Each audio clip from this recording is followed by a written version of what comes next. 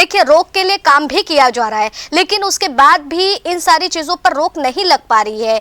तो क्या कुछ और नए जरिए जो है, कुछ नई ऐसी ट्रिक हैं जिस पर फोकस किया जा सकता है और ऐसे जो माया जाल, जो नए नए जाल बिछा करके ठग लोगों को शिकार कर रहे हैं, उसे रोका जा सके? देखिए, मेरी मानिए तो मैं फंडामेंटल्स में बहुत विश्वास करता हूं। हमें नए तरीकों से ज्यादा जो फंडामेंटल कोर है उस पर विश्वास करना चाहिए। यानी कि देखिए, ये सिर्फ सरकार की जिम्मेदारी नहीं है, ना पुलिस की जिम्मेदारी है। ऐसे कितने केस मैंने देखे हैं जब सरकार भी चलिए प्रचार कर रही है, अवेयरनेस फैला रही है, पुलिस भी शायद प्रोएक्टिव हो रही है, लेकिन जो आम जनता है उनको भी समझना पड़ेगा, उनकी ड्यूटी पूरी है।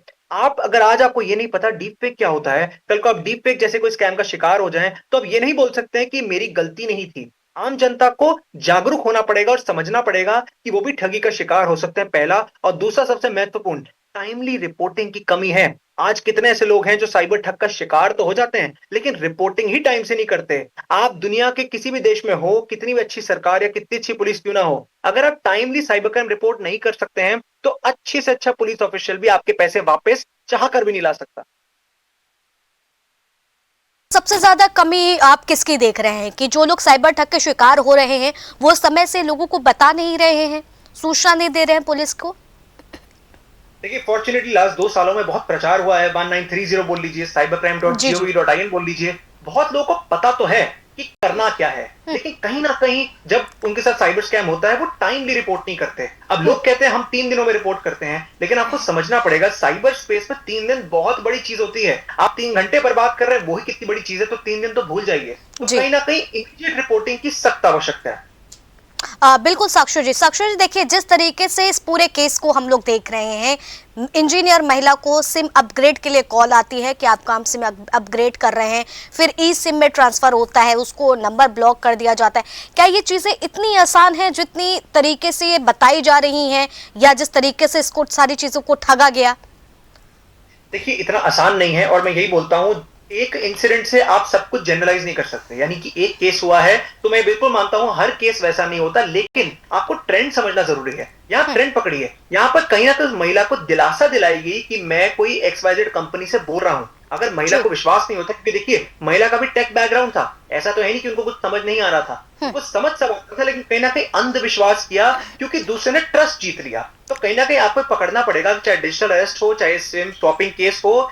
साइबर क्रिमिनल आपका ट्रस्ट जीतने की पूरी कोशिश करते हैं, लेकिन ये आपकी जिम्मेदारी है कि कहीं ना कहीं 2 कदम पीछे लीजिए और कंफर्म करिए। 10 मिनट देरी हो जाए कोई दिक्कत नहीं है, लेकिन नेट पे जाके जरूर कंफर्म करिए कि ऐसी कोई संस्था, ऐसी कोई पॉलिसी, ऐसी कोई कंपनी ऐसा कुछ कर भी रही है या नहीं कर रही। तो हमारे साथ साक्षर भी जुड़े हुए हैं। साक्षर देखिए, हाँ, हमारे संवाददाता भी जो है इन सारी चीजों को क्लियर कर रहे हैं कि अवेयरनेस की कमी तो लोगों में दिख रही है, और खास करके सबसे ज्यादा जितनी ये खबरें इधर सामने आ रही हैं उसमें सबसे ज्यादा पढ़े लिखों लोगों को, जो देखा जाए शिक्षित हैं, पूरी तरीके से जानकार हैं, बड़े बड़े अधिकारी हैं, उन सबको भी ये साइबर ठग अपना शिकार बना रहे हैं।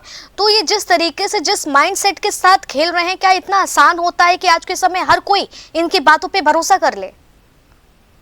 यहाँ पर एक चीज हम मिस कर रहे हैं, वो ये है कि हर इंसान सोचता है, कहीं ना कहीं भ्रांति है कि पढ़े लिखों के साथ तो स्कैम होता नहीं है, लेकिन डिजिटल अरेस्ट ने इस भ्रांति को पूरी तरह गलत साबित कर दिया है। क्योंकि डिजिटल अरेस्ट में हमने देखा कि जो पढ़े लिखे नहीं है इतने, वो लोग पढ़े लिखों का शिकार कर रहे हैं। तो देखिए, साइबर सुरक्षा कभी पढ़े लिखे होने से नहीं आती, ये जागरूकता से आती है कि उस समय पे आप कितने जागरूक हैं। हो सकता है आपके पास 10 PhD हो दुनिया भर की, लेकिन अगर आपको इतनी जागरूकता नहीं है कि आसपास क्या हो रहा है, तो कहीं ना कहीं आप बहुत इजी टारगेट हो जाते हैं साइबर क्रिमिनल्स के लिए। तो जब तक लोग 2 चीजें नहीं समझेंगे, पहला कि जागरूकता बढ़ानी है, इसका एजुकेशन से कोई नाता नहीं है, और दूसरा आपको कोई सेलिब्रिटी नहीं होना कि आप साइबर स्कैम का शिकार हो जाइए। हर कोई साइबर स्कैम का शिकार हो सकता है, जब तक हर बंदे के दिमाग में ये चीज है, कहीं ना कहीं वो फूक फूक के कदम लेगा साइबर स्पेस।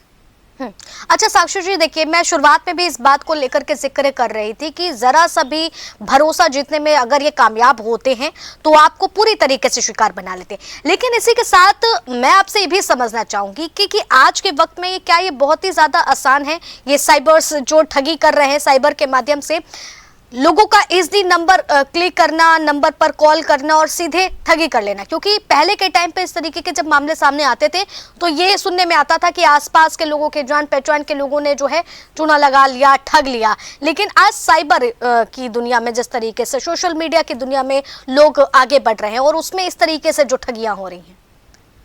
देखिए दुनिया भर में हमने आज 3 साल में ट्रेंड देखा है, वो ये है कि ठीक है एआई तो बढ़ रहा है, बहुत अच्छे काम भी हो रहे हैं, हम्म, लेकिन कहीं ना कहीं साइबर क्रिमिनल्स के लिए काम आसान हो रहा है, हम्म, भरोसा जीतने के मौके और बन रहे हैं। फेक डॉक्यूमेंट बनाना, फेक आवाज क्रिएट करना, फेक वीडियो, फेक फोटो, ये कई सारे माध्यम इस्तेमाल किए जाते हैं साइबर क्रिमिनल के हाथों कि दूसरे का ट्रस्ट जीता जाए। अब चाहे वो मिस इन्फॉर्मेशन फैलाना हो, चाहे वो डिजिटल अरेस्ट हो, लेकिन फसाद की जड़ इतनी सी आती है कि लोग तैयार नहीं है, कहीं ना कहीं उनकी मानसिकता ये नहीं बोलती कि देखिए एआई का वो जमाना आ गया है कि हम किसी भी चीज पे आसानी से विश्वास नहीं कर सकते। जब तक ये बात क्लैरिटी से लोगों के दिमाग में नहीं आएगी, तब तक साइबर क्रिमिनल आसानी से साइबर ठगी करते रहेंगे।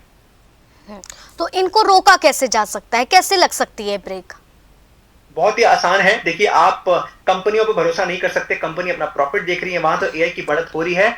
आपको एज एन इंडिविजुअल ये समझना पड़ेगा कि आपके आसपास पहली बात क्या हो रहा है, आपके आसपास कौन से साइबर ठगी के शिकार हो रहे हैं, जो आज जैसे हम डिस्कशन कर रहे हैं, अगर यही 4 लोगों तक पहुंच जाए तो कहीं ना कहीं अगर ऐसा मैसेज उनको आएगा तो बचे रहेंगे, पहला। दूसरा, आपको एआई की पावर को अंडर एस्टिमेट नहीं करना है। अगर आपको पता है कि सब कुछ ही कॉपी हो सकता है, तो हर चीज को रीचेक करने में कोई हर्ज नहीं है। मैं मानता हूं आपको लगेगा ज्यादा मेहनत है, कुछ है, लेकिन मुझे लगता है एक बार साइबर ठगी का शिकार हो गए, उससे बड़ा गिल्ट या उससे बड़ा नुकसान और कुछ नहीं होता। बंदा कहता है मैं 10 मिनट एक्स्ट्रा लेके कुछ चेक ही कर लेता। और अब अगर आपको कुछ भी चेक करना हो, सरकार की ऑफिशियल वेबसाइट्स हैं, कंपनी के ऑफिशियल, देखिए इंटरनेट में सब कुछ है, देरी सिर्फ इतनी है कि आप 2 कदम पीछे होके रीचेक करिए।